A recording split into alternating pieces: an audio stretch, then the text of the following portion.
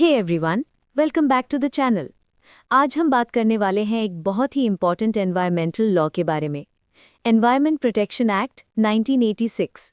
ये act India के environment को प्रोटेक्ट करने के लिए एक माइलस्टोन माना जाता है।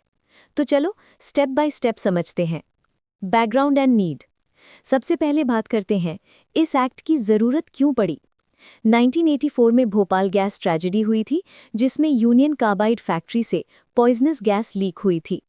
इस एक्सीडेंट ने हजारों लोगों की जान ले ली और हजारों लोग परमानेंट डिसेबिलिटी के शिकार हुए।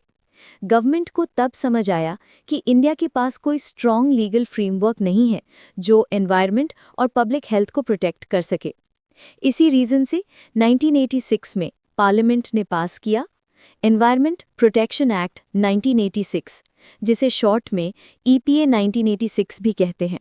ये एक्ट 19 नवंबर 1986 से लागू हुआ। Objectives of the act. इस एक्ट के मेन ऑब्जेक्टिव्स थे एनवायरनमेंट के प्रोटेक्शन और इम्प्रूवमेंट के लिए लीगल फ्रेमवर्क बनाना, पोल्यूशन के कंट्रोल और प्रिवेंशन के लिए स्टेप्स लेना, एनवायरनमेंट के स्टैंडर्ड्स फिक्स करना जैसे एयर, वाटर और सॉइल क्वालिटी के लिए, इंडस्ट्रियल एक्टिविटीज़ को रेगुलेट करना ताकि पोल्यूशन कम हो, गवर्नमेंट को एम्पावर करना ताकि वो नए रूल्स और पॉलिसीज़ बना सके। सिंपल वर्ड्स में, this act was made to create a balance between development and environment. Nature of the act.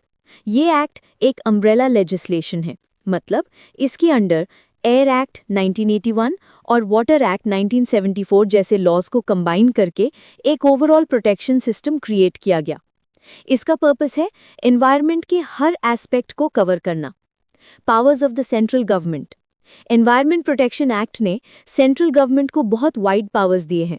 उनमें से कुछ इंपॉर्टेंट पावर्स हैं एनवायरनमेंट के प्रोटेक्शन और इम्प्रूवमेंट के लिए new rules and notifications banana, pollution के कंट्रोल के लिए स्टैंडर्ड्स सेट करना, इंडस्ट्रीज के लिए परमिशन और इंस्पेक्शन सिस्टम लगाना, हैजर्डस सब्सटेंसेस के प्रोडक्शन, स्टोरेज और डिस्पोजल को कंट्रोल करना, एनवायरमेंटल लेबोरेटरीज एस्टैब्लिश करना for testing and research, environment impact assessment conduct करवाना before large projects start. Example, अगर कोई थर्मल पावर प्लांट बनाना है तो गवर्नमेंट EIA के जरिए चेक करती है कि उसका एनवायरनमेंट पे क्या इम्पैक्ट होगा। Important provisions of the act. चलो अब कुछ की सेक्शंस देखते हैं। सेक्शन 3 सेंट्रल गवर्नमेंट के पावर्स डिफाइन करता है। सेक्शन 6 रूल्स और एनवायरमेंटल स्टैंडर्ड्स बनाने का अधिकार देता है। सेक्शन 7 किसी भी इंडिविजुअल या इंडस्ट्री को प्रोहिबिट करता है from discharging harmful pollutants in air, water और land. Section 8 hazardous substances handle करने के रूल्स बताता है। सेक्शन 15 पनिशमेंट के बारे में बताता है। वायलेशन पे 5 साल तक की जेल या 1 लाख रुपए तक का फाइन या दोनों हो सकते हैं। अगर ऑफेंस कंटिन्यू होता है तो हर दिन का एक्स्ट्रा फाइन लगता है। Rules made under this act.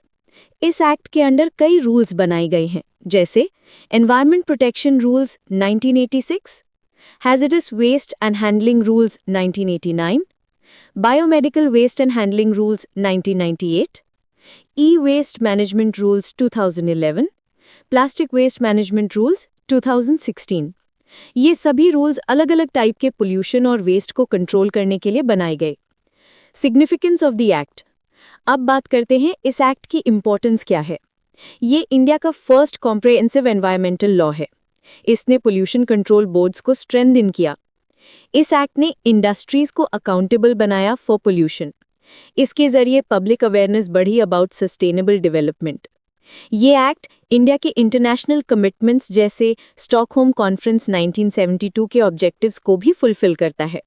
Simple words में, ये एक्ट एनवायरनमेंट और डेवलपमेंट के बीच एक ब्रिज बनाता है। Real life impact. इस एक्ट के वजह से इंडस्ट्रीज को मैंडेटरी हो गया एनवायरनमेंट क्लियरेंस लेना, एनवायरमेंटल ऑडिट्स और असेसमेंट्स रेगुलर होने लगे, नॉइज, एयर और वाटर पोल्यूशन के स्टैंडर्ड्स फिक्स हुए, NGOs और सिटीजन्स को राइट मिला एनवायरनमेंट के प्रोटेक्शन के लिए कंप्लेन फाइल करने का।